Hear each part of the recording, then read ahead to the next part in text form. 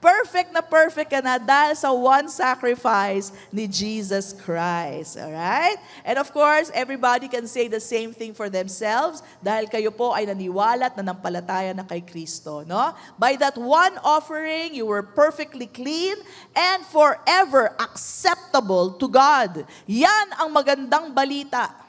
Hindi mo na kailangan gawin ang perfection mo. Kung kailangan pa tayo subukin ng Diyos para maging 100%, that's bad news.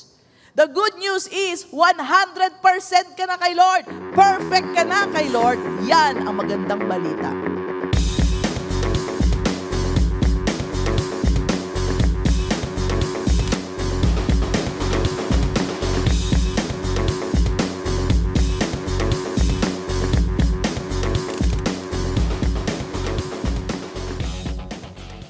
So, itong mga sasabihin ko po sa inyo, though we are zooming in, focusing on the mothers, pero pwede nyo rin angkinin kasi po ang salita ng Diyos ay para sa lahat naman.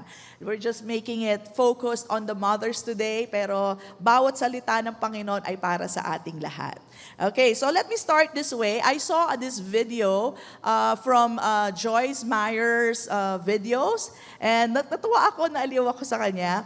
Tinagalog ko lang po at saka medyo iniksian ko. So, may tanong po ako sa inyo. Sino dito, mga nanay, ayan, sino dito ang paminsan-minsan naku-question nyo yung sarili nyo, okay ba akong nanay? Okay ba? Am I doing well? Alright? So, meron po ba? Nagtatanong na gano'n? Naka-question nyo minsan? O, di ba? Meron eh. So, let me read to you something that I saw from Joyce Meyer. So, tinagalog ko na lang to. So, sabi ganito. Sa isang bahay, nanonood si tatay at si nanay ng TV. Habang yung anak nila ay nag-aaral. Sabi ni nanay, matutulog na ako, pagod na ako. Tumayo si nanay at pagkatapos inayos niya yung sofa, tinangay ang empty popcorn container, pinulot yung mga nalaglag na popcorn sa sahig, pinunasan ng tissue ang table, tinapon ang basyo sa basurahan, at inilabas na rin ang basurahan. Naghugas ng kamay si nanay. Pagpasok, dala na ang mga sinampay at dinaan sa laundry room. Tangay ang mga hanger na wala ng laman. Sinalansan. Kinandado lahat ng pinto sa likod, harap at gilid. Pinatay lahat ng ilaw sa kusina at sa dining area. Binuksan yung ilaw sa likuran ng bahay. Sabi ni tatay, akala ko ba matutulog ka na? Oo nga, eto na, sagot ni nanay. Kinuha ni nanay ang basahan na nakakalat, binanlawan, sinampay, dinampot ang aso at nilagyan ng diaper. Dumaan sa anak na nag-aaral, hinalikan sa noo at sinabihan, huwag makalimot mag-toothbrush at magdasal. Pumasok sa kwarto si nanay, naghilamos, nag-toothbrush, naglagay ng pampabeauty sa muka, pinagpag ang kama, inayos ang mga unan, sinet ang alarm clock at nagdasal muna. Sa mga oras na ito, bumangon na si tatay sa tapat ng TV set. Sabi niya, matutulog na ako, nahiga, natulog at humilik. Kaya let me tell you mga nanay, you rock! You are amazing! Paying attention to all the details bago unahin ang sarili. Pagod na, pero inayos ang buong sambayan. Ayan, so palakpakan natin ang mga nanay. And husbands, what a wonderful gift na binigay sa inyo ng ating Panginoon. No? Kayo talaga ang niregaluhan ng asawang babae na inuuna ang lahat. Instead na unahin na yung pagod niya, ay talagang inuuna muna ang lahat. Kaya talaga, she was designed this way. Amazing, amazing woman. And that's why, mga nanay, kung sakaling tatanungin niyo ulit ang sarili niyo, okay ba ako? Am I doing well?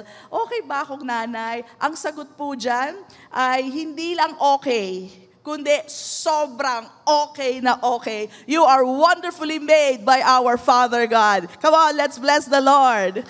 Praise God. Ang galing, ano? Haba ng ginagawa, matutulog na lang eh. Kaya we celebrate God, no? We celebrate God in our lives for giving us mothers like them. Alam naman natin may mga tatay din gano'n, no? Minsan may sasabihin sa akin, Pastora, ay baliktad kami ng asawa ko. Di good, di ba? But meron po na mga babae na talagang uunahin muna ang lahat bago ang kanyang sarili. And the Word of God describes you as the comparable helper. You are also described as the virtuous woman. You are also described as the prudent wife and a loving mother in the Bible. Yan po mga iba't ibang descriptions sa mga nanay sa Bible. Okay? So, dahil dyan, ay meron po tayong 3 regalo. 3 lang naman po ito. 3 regalo para kay nanay. Kaya ito po ang title ng ating mensahe, Regalo kay Nanay. Sabihin natin lahat, regalo kay nanay. Ang unang regalo po natin ay rest. Rest, nanay. Magpahinga ka, nay. Ayan. How mothers need rest. Hindi po rest in peace. Okay? Yung rest in peace po, wala naman po masama dyan. We truly rest in the peace that God gives us. Talaga naman po ang kapahingahan ay galing sa Diyos. At pag meron pong peace na binibigay sa atin ng Diyos, talaga pong spirit, soul, and body po ay makakapahinga tayo, no? But make sure na hindi lang po ang spirito nyo ang at rest. No? Let it affect your mind and let it affect your body as well.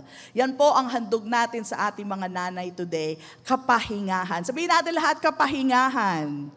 Ayan. Alam niyo po ba, kailangan natin na isipin naman na napapagod si nanay. Ayan. Hindi lang mas si nanay, pati si tatay. Pero sa araw na ito, i-consider natin, no?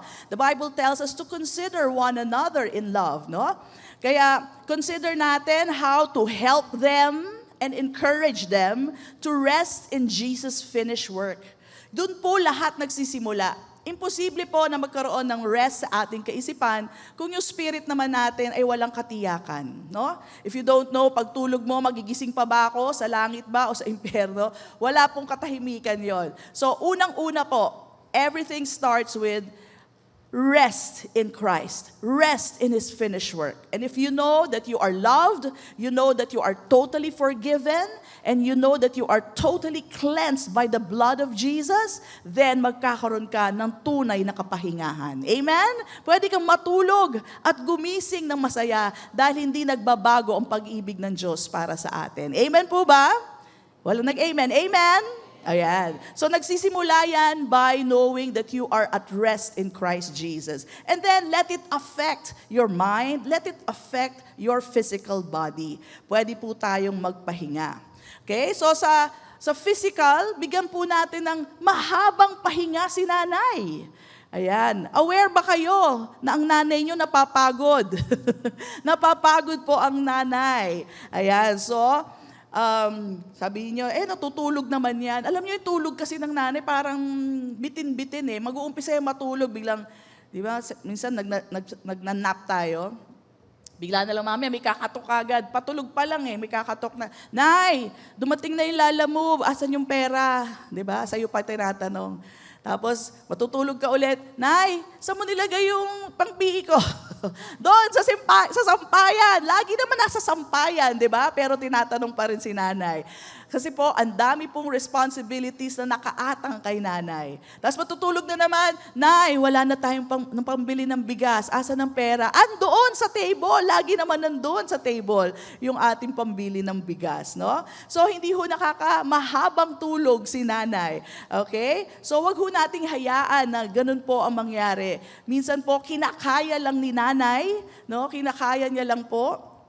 Pero na-overextend na nila ang kanilang katawan, na-overexert na po. Tapos minsan magugulat na lang sila, bakit kaya masakit ang balakang ko? Kasi hindi na kaya, kinakaya pa rin.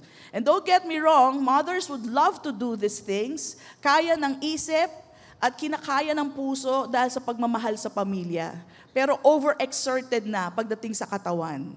Mga nanay, kailangan natin ingatan ang ating katawan. Yan po ay templo ng banal na spirito. So wag naman natin overuse ang ating katawan. No? So, hindi ko ginagawa ng mga nanay ang kanilang trabaho. Tingin natin, kaya naman nila eh. Right? Kailangan nila ng tulong. No? Help them. And it would be a beautiful thing to hear from our children na, Nay, ako naman po ang maghuhugas ng pinggan. Kaya ko na yan. Nung maliit ako, hindi niyo ako pinapahawak. Pero ngayon, mas malaki na ako sa inyo. Kaya ko nang hugasan ng pinggan. Diba? Ang ganda. Music to our ears. Na yung anak natin ay marunong na tumulong sa atin. No? Kaya naman, mga tatay, kuya, ate, ayan. Baka pwede naman, kayo naman ang kumarga kay baby. Ayan. Kayo naman po ang humawak ng walis. at kayo naman po ang maghugas ng pinggan. Tapos sabihin nyo kay nanay, Nay, pahinga ka naman. Pahinga ka naman. No? So, mga nanay, hayaan nyo sila. Pag sila po ay nag-aalok ng serbisyo nila, hayaan nyo. Huwag niyong sabihin, huwag na anak, doon ka na. Alam niyo, may mga nanay pong gano'n na gusto nila, sila lagi ang naghuhugas, sila lagi ang naglalaba. Alright? Ayun, may tinuturo na dyan. Diba? Ganun talaga eh. Doon ka na, mag-aral ka na, ako na dito. Huwag po, hayaan nyo silang maghugas ng pinggan. Alright? Bakit? Kasi the Bible tells us to train up a child in the way that they should go so that when they are old, they will not depart from it. Alright? Alam niyo bakit? Pag hindi nyo tinuruan na mag-serve ang anak nyo, then they will miss out in leadership. Alam niyo po sa leadership, sinabi sa atin ng Panginoon, if you want to be great in the kingdom of God, learn to be the servant of all. Pero kung hindi nyo tuturuan mag-serve ang anak nyo, akala nila dapat lahat ginagawa para sa kanila. They'll lose out on that. They won't become a good leader because leadership is about service. They won't be a good spouse. You know why? Because loving your spouse means you need to serve them. Kaya hayaan nyo maghugas ng pinggan. Hayaan nyo maglaba. Alright? Maski hindi ka banguhan, hayaan nyo maglaba ang inyong mga anak. Amen? May kausap ba ako? It is good to teach them to serve. No? Don't do all the work, magpahinga ka. Right? And when you do this, kung sila ina-challenge, turuan nyo lang. O, ganito lang yan. Huwag kang umiyak. Ganito lang yan. Ayusin mo. Alright? Kasi po kung hindi, sila po ay malambot. Konting challenge lang sa isang ginagawa sa bahay. Pero, sige na nga, ako na nga. Di ba mga nanay, ako na nga dyan, sige na nga, puro ka ano. So, uunahan ng nanay. Hindi na ho matututo yung anak. So, kadalasan po, ginagawa ng nanay pag nagreklamo na yung anak. Hindi po, let them face the challenges. Alam niyo po ba, sa mga HR, may mga nakakausap akong HR, sinasabi nila sa akin, alam mo problema ngayon, yung mga workers, yung mga employees, lipat ng lipat. Pag hindi nila nagustuhan yung trabaho, lipat na naman. Tapos pagkatapos naglipat na naman. Hindi katulad natin noon, noong panahon natin, we were, trained with a lot of challenges. Wala tayong choice. Kailangan tayong mag-igib ng tubig. Kailangan tayong maglaba. And stick with it kasi walang ibang gagawa. Alright? So, we learn to face it, be patient with what we have in front of us. Kaya, nagsimulang teacher, nag-resign, or ang tawag sa ganun, yung nag-retire, teacher pa rin. Nagsimulang nurse, dumaan ng taon, nag-retire as a nurse. Pero ngayon, buwan-buwan, nagpapalit ng trabaho yung iba. Bakit? Ang hirap kasi. Kaya lumipat na lang ako ibang kumpanya. Lipat ng lipat. Yun po ang mga reklamo ng mga ibang HR. Ang hirap daw ng mga employees ngayon. Bakit? Kasi ang lalambot. They were not trained to face the challenges and be patient with it. Right? So, tandaan niyo po to, hindi ho tamang training yon mga nanay. And that's the reason why you are also tired. Kailangan mo magpahinga, kaya hayaan nyo sila ang magluto. Alright? Biro mo, lalaki ng mga anak mo, yung itlog lang, ikaw pa magluluto para sa kanila. Hayaan nyo sila magluto ng itlog. At kung hindi kayo magluluto, tandaan nyo to, magluluto sila. Pag walang almusal, magluluto yan. Mapipilitan po sila. So you don't have to do everything at home, Give them that challenge so that they will learn to fend for themselves. Para hindi po sila, sabi nga, lelempot-lempot, kundi sila ay magiging, hindi nakuha ng third. Huwag lelempot-lempot, kundi sila ay magiging, hindi nyo alam, engot. Ay, nagiging engot ang bata pag wala kayong tinuro. There is this, here in church, wala akong babanggitin pangalan, sabi niya sa akin, Pastora, ako po yung engot Sabi sa akin, so sa message natin dati. Kasi, everything was done for him, And nung pumunta siya sa abroad, alright, sabi niya talaga sa akin nung pumunta ako sa abroad, Pastora, hindi ako marunong magplansya. Munti ko na itapon yung plantsahan sa loob sa bintana, sa inis niya. Because hindi biro ang magplansya, di ba? Lalo na pag yung polo, Di ba gumagalaw yun? Ang hirap talaga magplansya kung hindi ka na-train, mababato mo talaga yung plansya. Di ba? So that is the problem, mothers. Pag tayo po lahat ang gumawa para sa ating anak, yung anak natin, sorry. Sorry, yun po talaga nangyayari sa walang alam. Walang alam. And they don't stay. They're not patient with, the challenges that they face. Kasi lahat ginawa natin para sa kanila. On the other hand, if you train them to serve you, to serve the family, right? Serving is a good way to be great in the kingdom of God. Because even in ministry, what is it all about? It's about service. You love by serving people. So you make them great when you train them to serve. Okay? At hayaan nyo ang asawa nyong lalaki na mag-train minsan. Diba? Minsan kasi, wag mo naman ganyan yung anak mo. Sinisigaw ng tatay, ganito, gawin. Sige, pasuhin mo yan lahat. Naku, pawis naman tong anak ko eh. Pawis na pawis, inaano ng nanay. Hayaan nyo yung tatay mag-ano, at they will receive real training. A boy really needs the father to train them. No? At huwag kayo masyadong maawain, kailangan nila ng ganong klaseng training para tumibay. Okay? Amen po ba? Ayan. Okay, so hindi lang po rest sa katawan, mapapahinga po kayo kung titrain nyo yung mga anak nyo, kundi rest sa ating kaisipan. Dahil alam natin, unang-una, mapagbiyaya ang ating Diyos. Amen po ba? Biyaya ang bigay niya. Kaya alam nyo, mga nanay, hindi nyo kailangan bigyan ng solusyon ang lahat ng problema sa inyong tahanan. Alam nyo ba yon? Hindi nyo kailangan lahat sagutin. Alright? Kasi kung gagawin nyo yan, talaga mapupuno ang isip nyo, and hindi naman po lahat ng bagay ay may instant solution. In fact, let me tell you, if you have a problem and it's quite heavy, then cast all your cares unto the Lord. Why? Because He cares for you. What are you doing? You're giving room for the grace of God to work in your life. Kadalasan, pag may problema, ganito gagawin natin. Magkaroon na naman ng issue, ito gagawin natin. Lahat na lang may solusyon ka. Teka muna, asa ng biyaya ng Diyos, hindi mo na pinadaloy. Amen? Bakit? Ikaw lahat ang gumawa. And I assure you, ang gawa ng Diyos mas maganda kaysa sa gawa natin. Amen? So don't take all the problems na kailangan you have to be on top of everything. Pati yung problema ng pinsan mo, problema ng nanay niya, pati yun, inako mo. Hindi mo na problema yun. Alright? You have to choose rest in the Lord. You don't have to have cares in your life. Instead, cast all your cares upon the Lord. Why? Because He cares for you. Amen. May kausap ba ako? Okay? Hindi kailangan lahat ng tanong sagutin. Hindi lahat ng issue kailangan ayusin. You have to learn to let go and let God. That's the truth. Alright?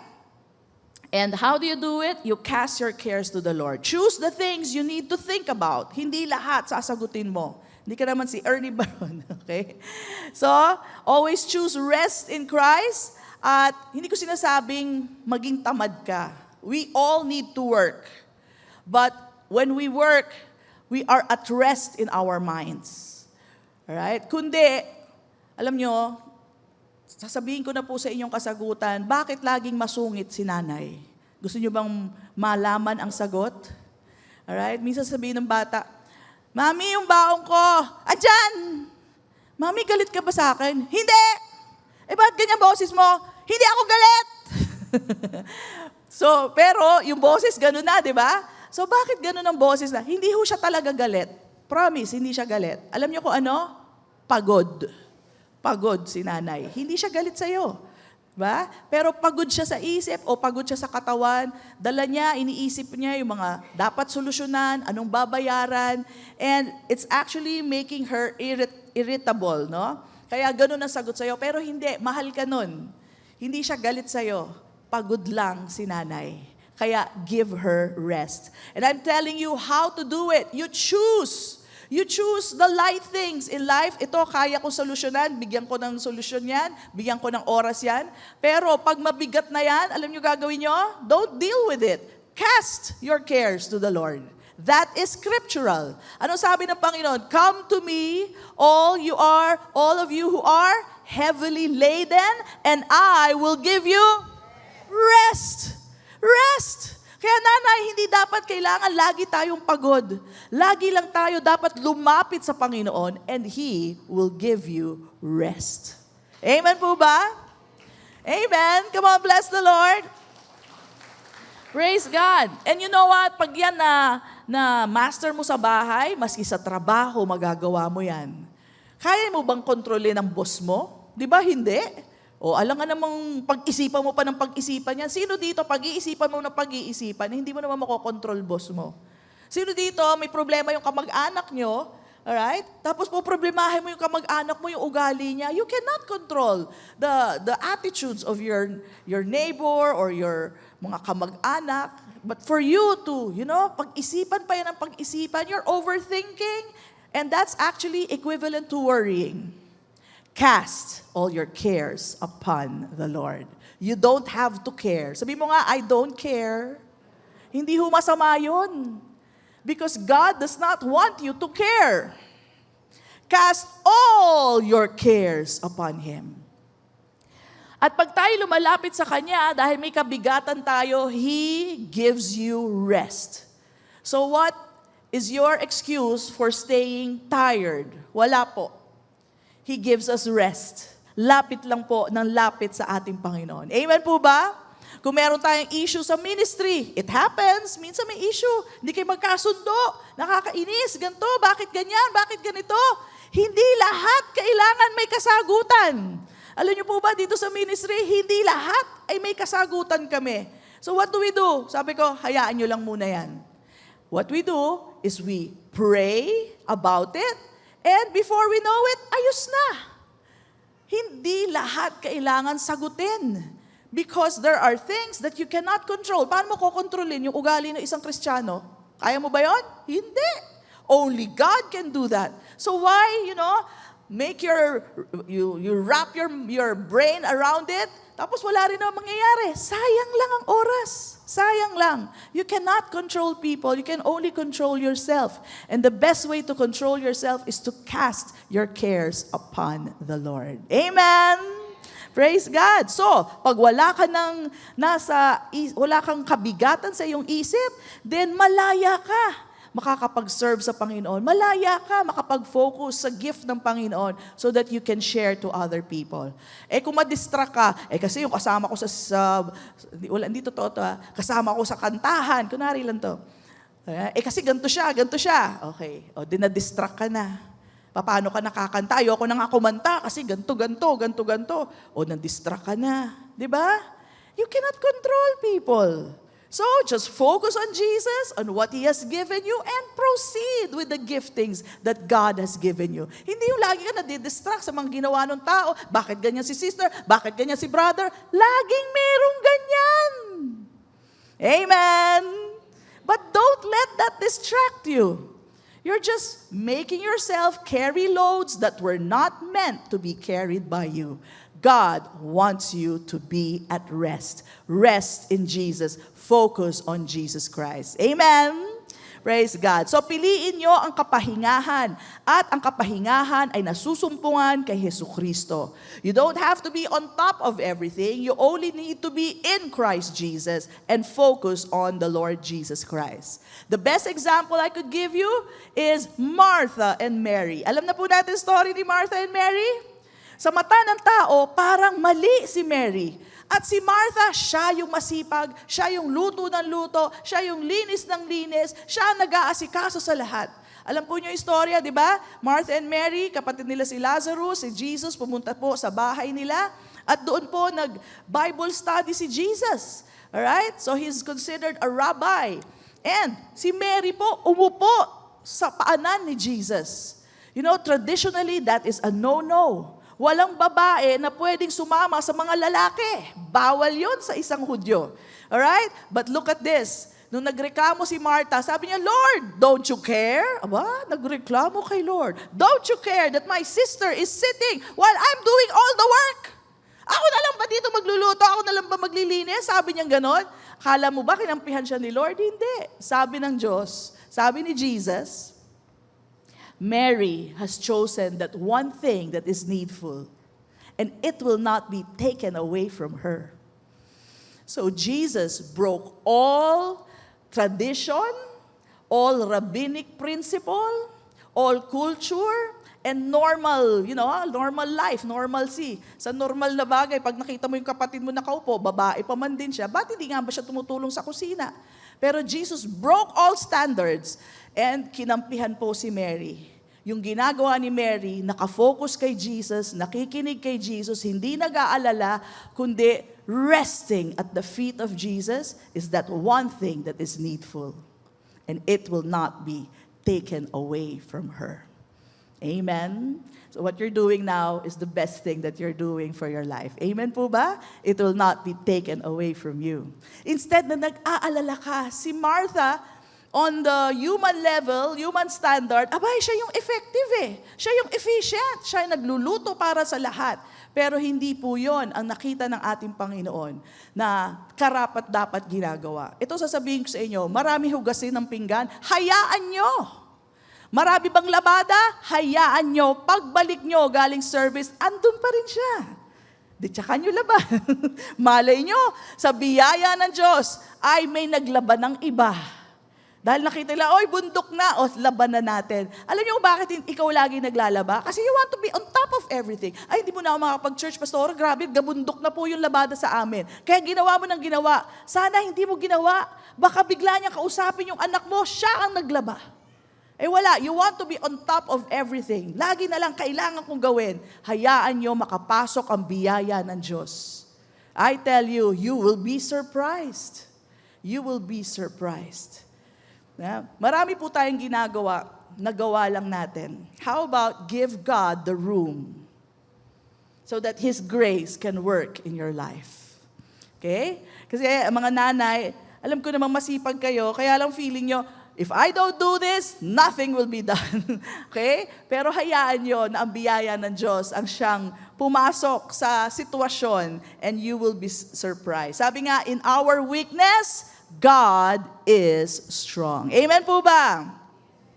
Amen. Ayan. So, meron kasing laging type A na tao. Ayan. Buti na hindi ako type A. Type A na tao. Ayusin ito. Ayusin yon. Ayan. And I understand you kasi yun talagang personality nyo. Pero let's learn to be type C. Ayan. Type Christ po tayo. Kung saan ang focus talaga ay ang ating Panginoon. No? Focus on the Father. Focus on Jesus. That's the one thing that is needful. And alam ko, as I'm saying this, yung mga type A, medyo umaalma. Pastora, hindi. Kailangan magawa to. Talagang umaalma yan kasi talagang ganun sila Ganun sila mag-isip Pero learn to let go and let God. You will enjoy life better. I tell you, you will enjoy life. Rest. Pahinga ka lang, no? So, wag mong pasanin ng mundo. Sabi mo sa katabi mo, wag mong pasanin ng mundo. Ayan. Mga nanay, alam ko masipag kayo, pero wag niyong pasanin ng mundo. Meron na pong nagpasan ng mundo at yan ang ating Panginoong Hesukristo. Hindi mo na kailangang pasanin yan. Amen? Praise God. So, mag-relax lang kayo. Rest is a gift of God for you. Just like He approved of Mary resting. He approved of that. Hindi siya nag-approve kay Martha. Approve siya kay Mary. Amen? At mga nanay, huwag kayong laging lady boss. Ayan. Kaya takot sa'yo asawa mo Aminin mo, takot sa'yo asawa mo. Bakit? Lagi ka kasi nagle-lady boss. Ikaw ang in charge. Yung mga anak nyo, takot din sa inyo. Bakit? Naalala ko nanay ko noon, pag galing nyo sa palengke, huwag kang hahara-hara dyan. Umayos ka. Siyempre, pagod ang nanay mo, galing palengke, di ba? Dala-dala lahat. Tapos yung kamay niya, bakat-bakat dyan ng mga plastic. Talagang umayos ka dahil pag hindi ka maayos, masisigawan ka talaga. Pagod na pagod yon. Kaya lahat kami on our best behavior. Anong gagawin, Nay? Anong ganyan? Anong huhugasan? Lahat kami ganyan. Kasi alam namin, tatamaan kami pag hindi kami umayos, no? So, she's a lady boss, ganyan po ang nanay ko. At lahat kami takot kasama ang tatay ko. Pag andyan na nanay ka, umayos kayo ha, andyan na nanay nyo, damputin nyo lahat ng walis, damputin nyo lahat ng basa at magpunas-punas kayo dyan. So hindi tayo kailangan laging lady boss, mga mamis. Naiintindihan nyo ba ibig sabihin? That you're always in charge. Tuloy, takot na sa'yo asawa mo. Okay, pati mga bata. So, pwede ka rin maging baby girl paminsan-minsan. Ayan. Okay, para namang hindi matakot si mister sa inyo. So, paano yon? Rest. Rest. May kausap pa ba ako? Rest. Pastora, paano yung mga pinggan? Rest. Pag wala na silang makainan, maguhugas din yan. Tama? Tama. Maguhugas din yan. Paano yung kakainin nila? Naku, magtitimpla yan ng Milo. Hayaan nyo sila. Pag nagutom yan, matututo rin yan magluto ng sariling ulam. Hindi lahat kailangan. I'm not talking about toddlers, ha? Pero kung malalaki na yan, please lang, turuan nyo sila. Hayaan nyo sila na sila naman ang gumawa. God gives you rest. Choose to face the Bible, to read your Bible instead. Sabi mo, ops, magpapahinga ako. Walang kakatok sa pinto ko. Okay, nakalak to, walang kakatok. Okay? Because you want to find rest in the Lord. Amen? So kung on Diyos po, So, mga nanay, live from rest, not from tests as well. Don't see your pagiging nanay na pagsubok ng Diyos yan. Meron po ibang kasing nanay, tingin nila pagsubok ito ng Diyos. In fact, they even call it sakripisyo ko to sa Diyos. Siguro mahirap ang pinagdadaanan ng nanay na yon, binibigay ko to dahil sakripisyo ko to sa Diyos. Hindi na we cannot improve on the finished work of Jesus Christ. Anong sakripisyo pang ginagawa mo? Hindi kailangan magsakripisyo para sa Diyos. Are you getting this? Yung mga nanay noon, lagi sinasabi, sakripisyo ko to sa Diyos. Sabi ko, anong connection? Makakabawas ba yun sa sakripisyo ni Jesus? Wala na po magagawa yun. Everything that we receive from the Lord is by grace. It's not because of anything that you have done. Hindi dahil mabait ka ngayon, nagsakripisyo ka bilang nanay, kaya ito ang biyaya. Hindi po. He gives us grace because He is a gracious God. He loves us not because you're lovable, but He loves you because He is love. He gives us good things not because you're good. He gives us good things because He is a good Father to us. Amen? So it's all because of Him. It's not because of us. Okay? So again, God does not give us test. Ang pagiging magulang po ay hindi po pagsubok yan. Okay? So let no one say that the Lord is giving you a test dahil sa iyong pamilya. No? Ang Diyos po, ginawa tayo niyang banal. He made us righteous, perfect before Him. So what is the test for? Yung mga nagsasabing, sinusubukan ako ni Lord. Para saan ang test? It's all based on the finished work of Jesus. Jesus, through our identity with Him, tayo rin po ay made righteous na. Tayo ay ginawang banal na. O saan ang test? Para saan ang test? We were made perfect because of Jesus. Para saan ang test? 100% na tayo dahil sa natapos na gawa ni Kristo. Are you getting this? Parenting is not a test. It's a blessing.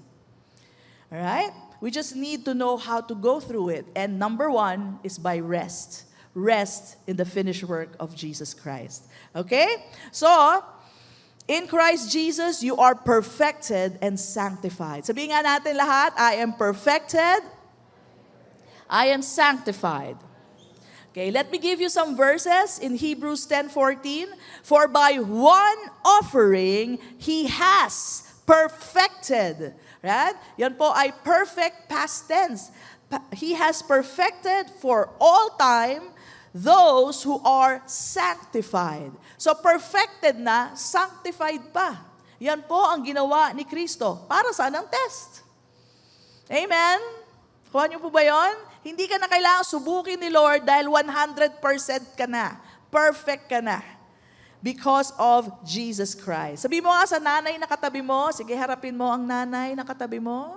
Sabi mo sa kanya, you are perfect. Perfect ka na, inay. already. Perfect ka na dahil sa one sacrifice ni Jesus Christ. Alright? And of course, everybody can say the same thing for themselves dahil kayo po ay naniwala at nanampalataya na kay Kristo. No? By that one offering, you were perfectly clean and forever acceptable to God. Yan ang magandang balita.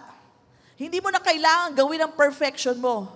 Kung kailangan pa tayo subukin ng Diyos para maging 100%, that's bad news. The good news is 100% ka na kay Lord. Perfect ka na kay Lord. Yan ang magandang balita. Amen? Alright? And ano man ang naging sala natin o magiging sala natin, bayad na lahat ni Kristo Jesus. Yan ang magandang balita. What a wonderful Savior we have. What a wonderful Lord we have, that He paid everything by His own blood. Ang ating manunubos, tinubos tayong lahat. Amen? Praise God. So, aside from being perfected, we are also sanctified. Sabihin nga natin, I am sanctified. Tingnan niyo ulit yung nanay na katabi niyo. Sabihin mo, you are sanctified. Sanctified naman. Sanctified. Okay? So, sanctified. Ano ba ibig ng sanctified, Pastora? Made holy. Set apart. Okay? Pastora, ako holy? Naninigaw pa ako ng anak ko eh. Minsan nga nasasabunutan ko sa inis ko. Pastora, nakakainis talaga minsan mga anak. Totoo po yan, di ba? Minsan nangyayari yun. Paano po ako naging holy, Pastora? Through your identity in Christ Jesus. Alright? He perfected us, yung mga sinanctify niya na. So, there are two kinds of sanctification. Sanctification number 1, this is once for all, because this is our identity in Christ. Yung pangalawa po has something to do with our behavior. So, ang sanctification of our identity, once and for all lang yan. Hindi na ho nagbabago yan. Kaya manabunot ka, kaya manigaw ka ng anak mo. Ayan. Kaya may mga nasabi ka, you are still sanctified. Okay? So, God set you apart as His own. The moment you believe, this is already a complete work of the Father. Permanent na po to, and it's not tied to your behavior. Yan po ang isang uri ng sanctification. Hebrews 10:10 tells us, we have been sanctified. Can we have that? Ayan. We have been sanctified through the offering of Jesus once for all. Once for all time. Okay? And then in 1 Corinthians 6:11, it says here, but you were washed. You were sanctified. You were justified. So kung ito, sinasabi niya sa mga Korinto, sa mga taga-Corinthians, na you were washed. Alam naman natin ugali ng mga taga-Corinthians, matatindi sila. Okay? So pwede nyo rin angkinin to. Tayo po'y nahugasan na, past tense. Tayo po ay sanctified na, past tense. Tayo po ay justified na. Just as if you never sinned. This is your identity in Christ Jesus when you believed in Him. Amen? Hindi karapat-dapat, pero ginawa tayong karapat-dapat ng Diyos. Ako talaga, walang kasalanan. Alright? Ako nahugasan? Yes, nahugasan ka na ng dugo ni Kristo Jesus. Malinis ka na. Sabi mo nga sa katabi mong nanay, malinis ka na. Nilinis ka na ng ating Panginoon. Amen? So, with that good news, that should open your eyes. I can really rest in the Lord. Malinis na ako. No? And let's go to the second kind of sanctification. Sanctification of your behavior. Okay? So, the Bible speaks of yung isi-set apart naman natin, yung ating behavior. It's an ongoing growth. Your attitudes and actions being set apart in daily life as your mind is renewed and the Spirit expresses Jesus through you. Okay? So anong biblical support po niyan? May verse po dyan para makita nyo yung difference. Kanina, but you were washed, but you were sanctified, but you were justified. Tapos na, di ba? Tingnan nyo itong isang klaseng sanctification. Be holy in all your behavior. So this has to do with your conduct, pag-uugali.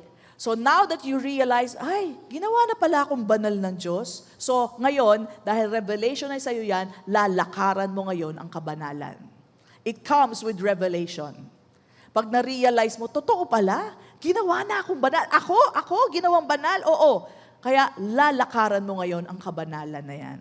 How? Romans 12:2 tells us, be transformed. Magbago ka. How? By the renewing of your mind. Paano ma-renew ang mind?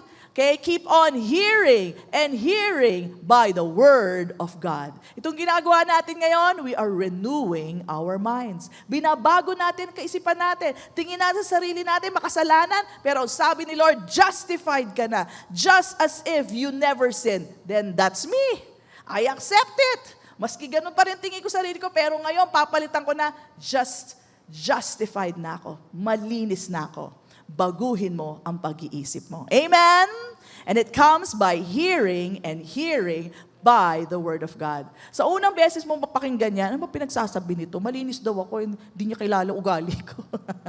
Okay? Sa unang pakinig niyo, ganyan. Pero as you keep on hearing and hearing, your faith rises out and you realize, hey, it's not about what I did. It's about what Jesus Christ did for me. It's all about Him. At ganun siya kabuti. Ipinataw lang sa akin ang katuwiran na meron siya.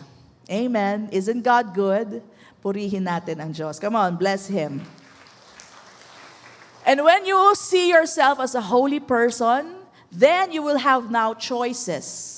Okay? You realize you have the fruit of the Holy Spirit in your life. Ano po ba yung fruit ng Holy Spirit? Ito po, kailangan alam nyo to. Sabihin mo muna sa katabi mo, hitik na hitik ka sa bunga ng Espiritu ng Diyos. Okay, hitik na hitik. Nakikita nyo ba yung mga mangga ngayon? Grabe, laglagan, di ba? Sobra po. Para sabi ko, para mga lisa. Sobra. Dami talagang mga bunga, di ba? So, when you realize na gano'n na po, ang dami ng bunga sa inyo ng Espiritu, you'll be more aware of that, and now you get to choose. Gusto mo magsungit? Kaya lang na-realize ko, I have love, joy. Sige, sabayan nyo ako. Ready and go. Love, joy, peace, patience, kindness, goodness, faithfulness, gentleness, and self-control. Yan po ay bunga ng Espiritu, hindi mo bunga yan. Kaya hindi mo paghihirapan yan. Siya po ang namumunga sa atin. Okay? Now you have a choice. Galit na galit ka ba? Gusto mo sigawan yung anak mo? Biglang naalala mo, oops, holy na pala ako. I have the fruit of the Spirit of God. And now, I get to choose. I can be patient. Dati wala kang choice eh. Mait ulo mo, ay sisigawan mo. Wala kang choice eh. Pero ngayon, na alam mo na, meron ka palang bunga ng Espiritu.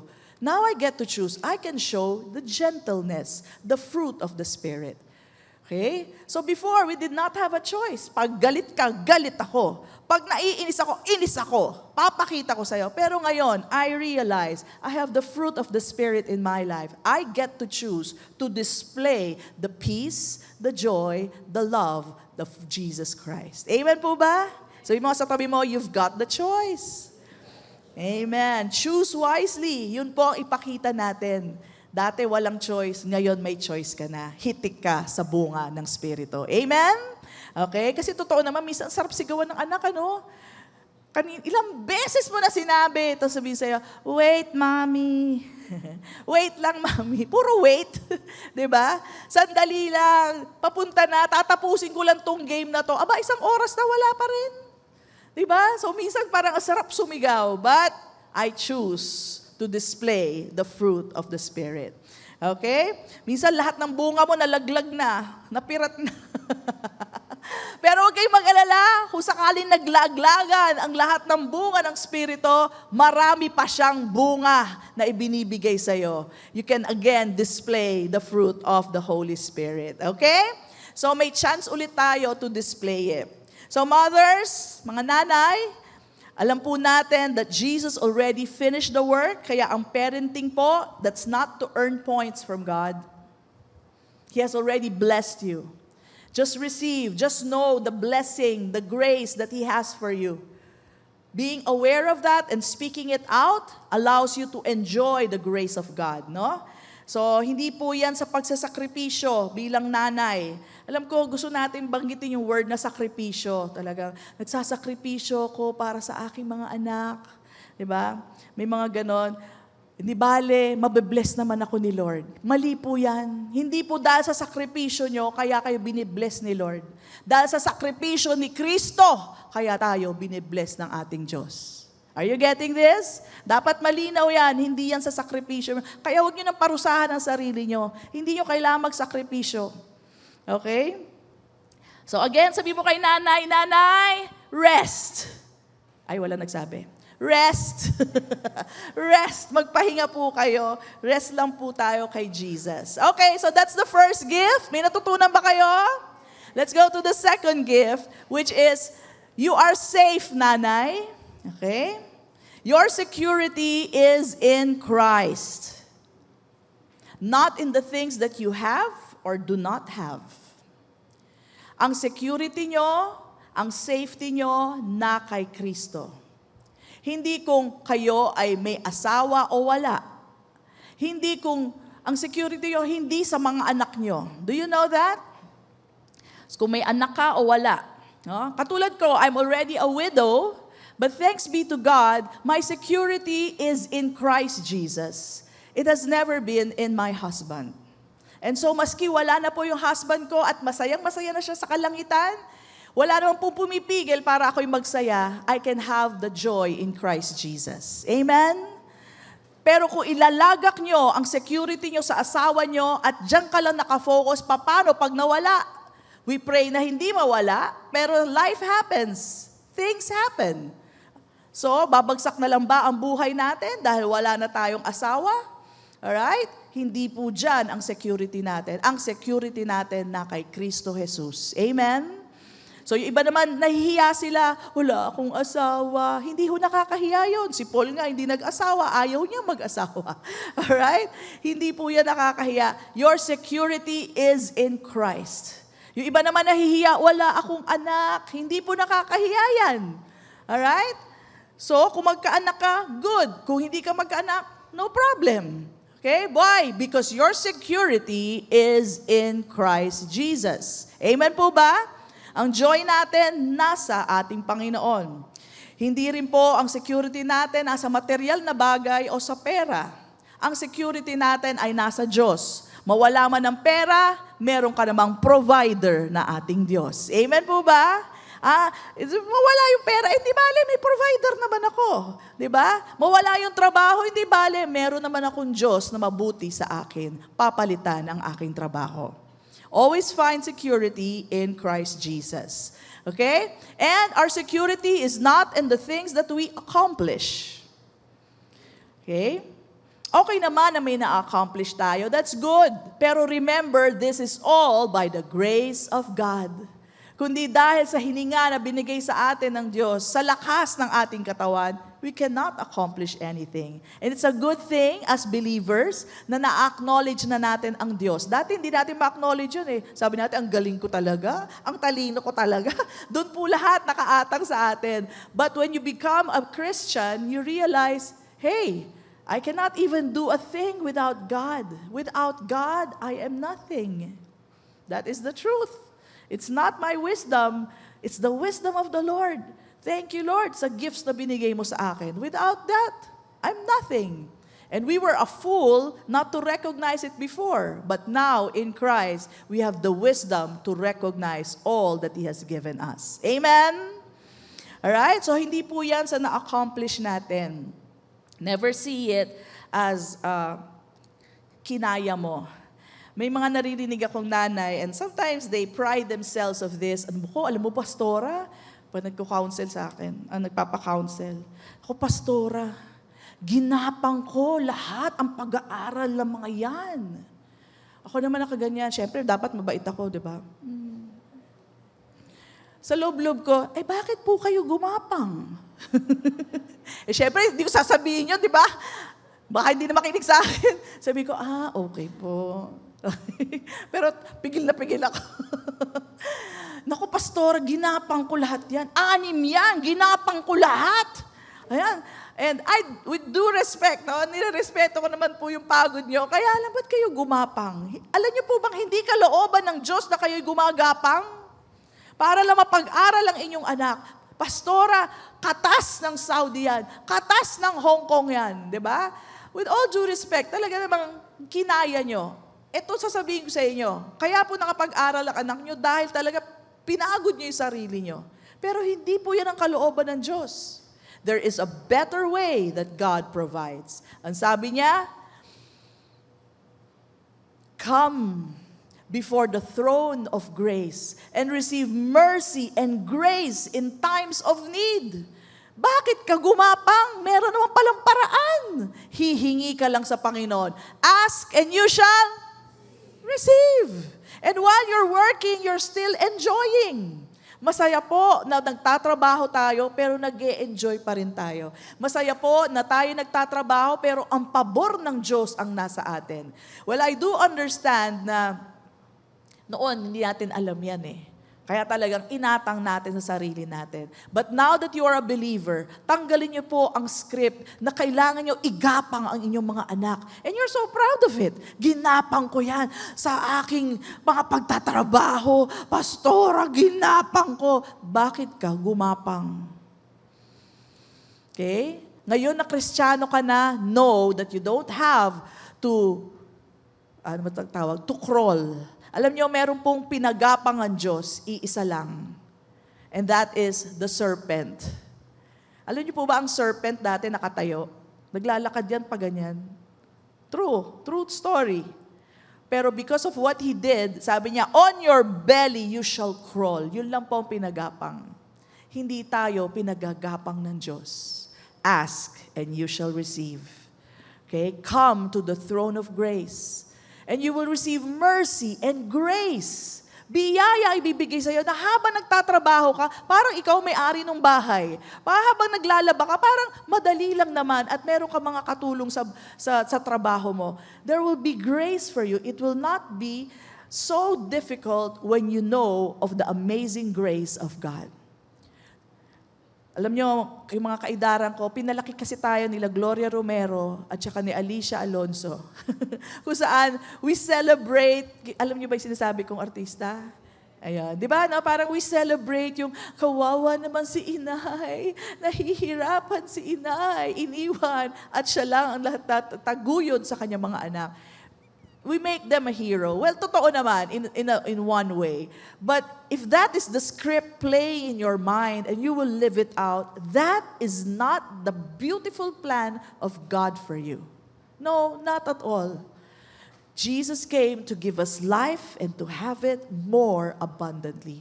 Kung saan nagtatrabaho ka pero enjoy na enjoy ka, yun ang galing sa Panginoon. Right? You're just, you feel like this is home. This is what I'm meant to do, and this is my ministry.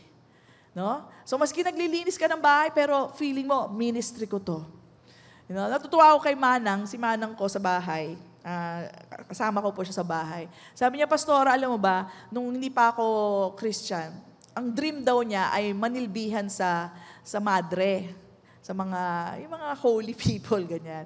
Sabi niya, akalain mo, Pastora pala ang pagsisilbihan ko. So, she's in her place. So, maski kasama namin siya sa bahay, she does the laba, the luto, ganyan-ganyan. Pero enjoy na enjoy siya kasi it was her dream. That could be you. It could be something very beautiful and sabi mo, you're living the dream, no? Pag alam natin ang biyaya ng Diyos. Kaya, tanggalin na po natin ang gapang mentality. It is not for the children of God. No. I know we have been trained that way. No, sa lahat ng mga movies. Ano ba pangalan ng mga movie noon? Basta yung panahon nila Susan Roses at yan po mga pinapanood natin na laging kawawa si inay, di ba? So, yan po ay bahagi ng sumpa. And the Lord has already redeemed us. Binayaran ng kanyang dugo so that we will be redeemed from the curse. Okay? Huwag na po nating lakaran ang pagapang na buhay. Okay? Now, I'm not talking about laziness. Everybody has to work. That's true. We have to work. But yung toiling po, and from the sweat of your brows, na parang hirap na hirap ka sa buhay, pagapang ang buhay, hindi po yan galing sa Diyos. Rise out, children of God. Rise up, because that is not what God has planned for you. Amen? Your security, your safety is in Christ Jesus. Alright? And lastly, hindi po nakaatang ang security nyo sa itsura nyo. Okay? So, hindi po dapat natin i-base yan sa ating itsura, no? Hindi sa bewang mo na lumaki na. Di ba, minsan, syempre pag nanay, nanganak ka na, ano magagawa mo? Dati ka namang 24, o ngayon, kamusta? 44 na. Ayan. Yung mga pantalon mo na hindi mo na maisuot, dati kang, maniwala kayo, extra small ako noon. O ngayon, ano na? Extra large na. True, what can I do? Alright? At akalain mo bang lalaki ka ng ganyan? Hindi mo akalain, di ba? Asan ba mga payat dito? Dati akong ganyan kapayat, mas payat pa ako sa'yo. Pero akalain mo ba naman lumaki ka? Well, that's how it is. Dating, Coke sakto, ngayon, Coke litro. Lagyan niyo naman ng bewang, no? Huwag naman Coke in cans, Coke litro. Ayan, ganoon na po eh. And you just, you just have to get over it, be in church. Hindi yung iba, naku, ayoko nang pumunta, ang taba-taba ako, ayoko na. Yan ang basis mo. Your security is not in that. Amen? Hindi sa itsura mo, hindi sa katawan mo. Don't find your security in how you look. Your security is in Christ Jesus. Because in Christ Jesus, you are beautiful and awesomely made. Amen? Nakita ko nga yung post ni Alice Dixon, and bago ko po fan po ako ni Alice Dixon, no? So gusto ko siya. Pero hinamon niya yung mga 20 years old. Sino nakapasa nun? Sabi niya, hindi to verbatim, no? Pero sabi niya, yung mga influencer daw na 20 years old, no? And they're slim and fit. Sabi niya, come back to me. Sabi niya, when you're 50. O, di ba? Kasi 50 siya. Pero tingnan mo yung katawan niya, kaganda, di ba? And fan naman ako ni Alice Dixon. I like her. And gusto ko mag-comment. Gusto ko sabihin sa kanya, well, come back to me when you've given birth to 4 kids. Di ba?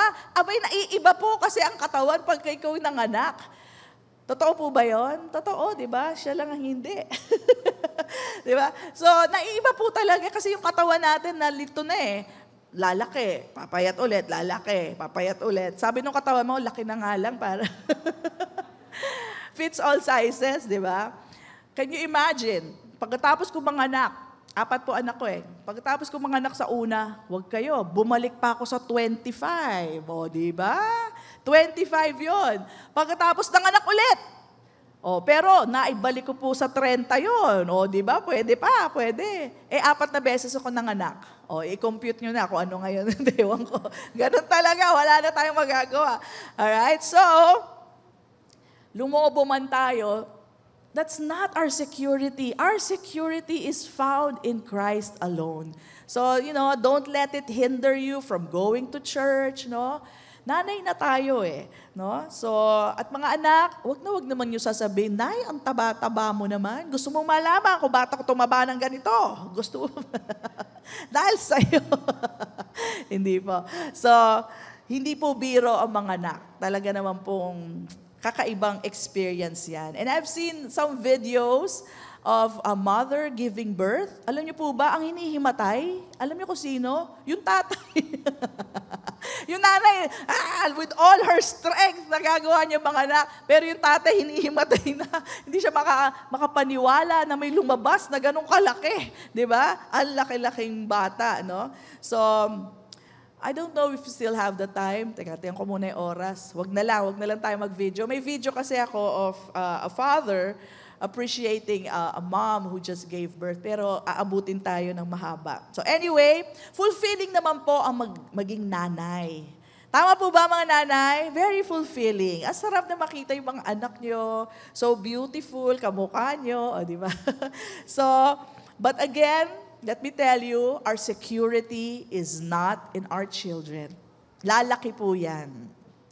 And alam nyo, case to case naman po, no? Si Pastor Mike nga, sabi niya, pagkatapos ko manganak ng 4, sabi niya, gusto ko 6. Sabi ko, tapos na akong manganak. Kung gusto mo, ikaw naman. Sabi niya, okay na ako sa 4. Okay naman siya. And, what truly makes us complete and secure, hindi po sa dami ng anak o kawalan ng anak. No? It's really in Christ Jesus. Our children will grow up. We really need to teach them how to be independent of us. No? And as good as it is to have a family, you won't always have your children. Ako naman, tuwa ako. Of course, case to case to. No? Alam niyo naman, balo ako. And, there was a time when I told my kids, sabi ko, lagi ba kayo nandyan? Sabi kong ganon. Sabi ng anak ko, hindi mami, alagaan ka namin. Sabi ko, talaga, okay. So maganda naman yung sinabi niya, I accepted that. But, you know what? Biyaya ni Lord na hindi sila umaalis sa bahay. Ang tatandaan na nila, pero nasa bahay ko pa rin sila. Okay, so case to case, no? In my case, I love that my children are with me because I'm a widow. So, thank you, Lord. Kanya-kanya po yan no? And malaki po kasi yung bahay ko. Kung ako lang po sa bahay, talagang aalog-alog po ako doon. So, thank you, Lord, na hindi po umaalis yung mga anak ko. So, I don't know about you. Tandaan nyo, biyaya yan ng Diyos. Kaya nandyan sila, kaya wala sila, it could be the grace of God as long as you know how to recognize it. Okay? So, mothers, refuse mom guilt. Para makapahinga kayo physically and mentally, refuse mom guilt by comparing yourself to other people, to other mothers. At kung ang mga anak nyo po ay may problema, huwag nyo kagad sabihin kayo ang may sala, kayo ang may pagkukulang. Hindi po. I have to mention this because marami po mga bata ngayon are going through a lot of depression, suicidal thoughts, and even gender dysphoria. They're confused. And sabi ko nga, dati ang inaatake ng kaaway ay mga adults, pero ngayon, bata na. Sabi ko, desperado na talaga ang kaaway. Bata na po inaatake nila. And public or private school, pare-parehas lang po yan. Hindi mo sabihin, kasi mahirap, kasi mayaman. Hindi po. Maski anong level of society, they're all going through this. And teachers know this. Tama ba ako, Sister Ai? They are going through this tough time for children. Kaya mga nanay, hindi nyo po kasalanan yan. There is this attack on children these days, which was never heard in our times. Tama? Wala niya. Anong suicide? Walang ganun. Yung panahon natin, wala. Masasaya ang bata, nagpipiko, nagpapatintero. Yun lang ang alam namin. Puro laro. Pero ngayon, they are heavily laden with a lot of depression. And this is why I say this. Okay? Hindi ko po pwede ma-overextend yung message, but there is a solution. Parents, huwag niyo sisihin sarili niyo. The enemy is desperate. Okay? We are in the end times. Yan po ang totoo. Ang dami ng balita ngayon, talagang end times na. And pastors are confirming this. And this is why the enemy is so desperate. Alam niya, huli na, malapit na ako mawala. Malapit na ako itapon, sa dagat-dagatang apoy. So, he's doing everything to bring people with him or at least, to destroy people's lives. But there's a solution, and that is pray over your children. Kung sila may pinagdadaanan ganyan, huwag nyo isisi sa sarili nyo. Pray over your children, speak the word of God over their lives, and also bring them to the Lord. Siguraduhin yung kilala nila ang Panginoon at natanggap na nila ang Panginoon sa kanilang buhay. The devil cannot touch them that way. Hindi makakapasok sa buhay nila ang kaaway. Pwede silang guluhin, but hindi makakapasok yan sa buhay nila. So, even right now, I speak and decree the word of God over our children. Father God, I declare that our children are safe and protected. No harm shall come upon them. We rebuke the enemy in the name of Jesus Christ. Let go of the children, our children that belongs to us. They are safe and protected. Your works cannot compel them to do anything that will deceive their lives and destroy their lives. We rebuke you in the mighty name of Jesus Christ, and everybody says, amen and amen. Praise God. Come on, let's bless the Lord. The blood of Jesus protects our children. Amen? So speak over them. Habang natutulog, magdeklara kayo ng pagpapala, ng proteksyon sa inyong mga anak. Pray for them and bring them to the Lord. Let their eyes be focused on the Lord. Okay? So, again, nanay, know who you are in Christ. You are safe and secure, complete in Jesus Christ. Okay? So, last regalo na po. Tapos na po tayo, Brother Bob. Ayan. Last one is honor. We honor you, nanay. Sabi mo nga sa nanay mo, katabi mo, mga nanay na katabi mo, we honor you, nanay. Sabihin mo na rin, we love you, nanay. Ayan. Alam nyo, grab every opportunity to say, I love you, nanay. You know? Huwag nyo nang intayin. Kung kailan wala nang marinig ang nanay mo, tsaka ka, nay, hindi ko nasabi sa'yo, mahal na mahal kita. That's the saddest story. No, kung kailan hindi ka na naririnig, tsaka ka magsasabi ng I love you, nay. Sana naririnig mo, hindi ko sinabi sa'yo. I don't say it enough, say it.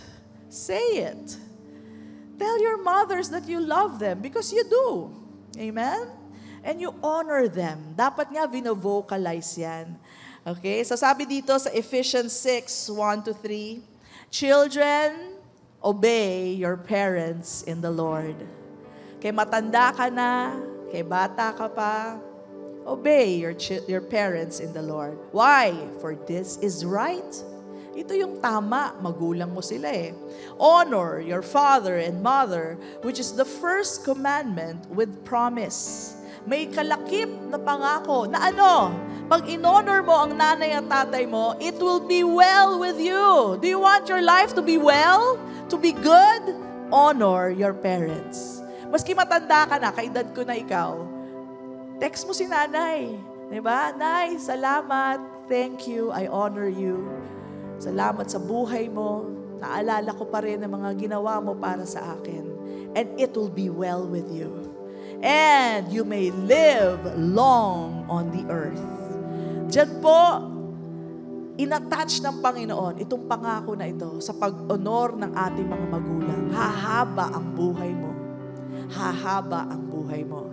Do it, It's good to know that it is connected with honoring our parents. Let's read Proverbs 31:10-31, and this is the last. And for context, para to sa mga wife, sa mga mother, okay? And it tells us what a mother can do in the fullness of His grace. Biyaya ng Diyos. Sabi dito, who can find a virtuous wife? For her worth is far above rubies. The heart of her husband safely trusts her. So he will not have no lack of gain. Always plenty pag full of grace si Mrs. She does him good and not evil all the days of her life. She seeks wool and flax and willingly works with her hand. She is like the merchant ships. She brings her food from afar. So masipag si nanay, hindi tamad.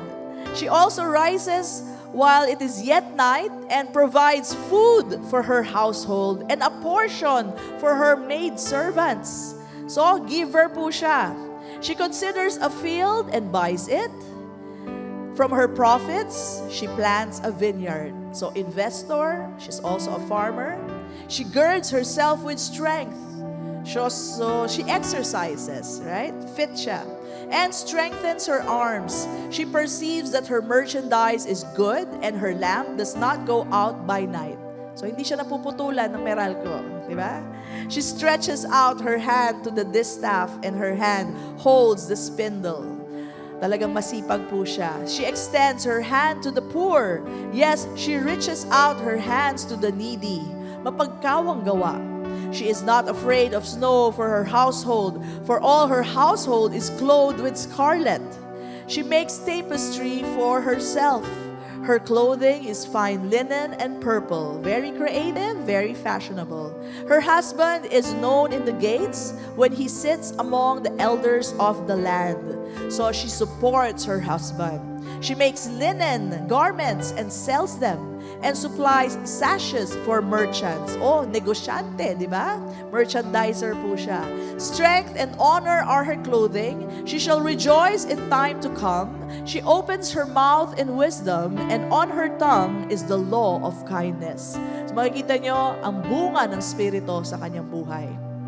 And then it says here, she watches over the ways of her household and does not eat the bread of idleness. Hindi po siya tamad. Her children, and this is the best part, her children rise up and call her blessed. Pinupuri siya ng kanyang mga anak. Mga anak, huwag kayong magtipid sa pagpuri.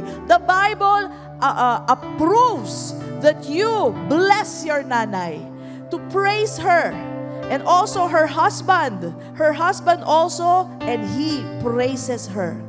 With the giftings that God has given the mother, ito po talaga ang disenyo niya, karapat-dapat lamang po na siya po ay purihin ng kanyang mga anak, purihin ng kanyang asawa. At ang sasabihin, many daughters have done well, but you excel them all.